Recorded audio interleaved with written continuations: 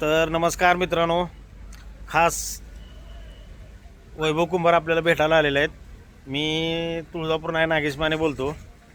तर वैभव कुंभारला विचारू आपण, ही जी कार्यक्रमासाठी आले सध्या त्याला कसल्या संदर्भात आलेत कसल्या नाही. तर रविदाजीनं फंक्शन छोटासा घेतलेला आहे. ते आम्ही रील जी बनवतो त्या रीलचा मान सन्मान आणि आज वगैरे काय काय कार्यक्रम आहेत अजून गेल्याशी कळणार नाहीत.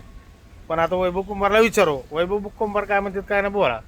आज म्हणजे दाजीने आम्हाला फोन केलता, असा असा कार्यक्रम आहे, रील स्टार सगळे एकत्र बोलले होते, यासाठी तुम्ही या असं आणि आवर्जून या म्हणून आम्हाला सांगितलेलं आहे.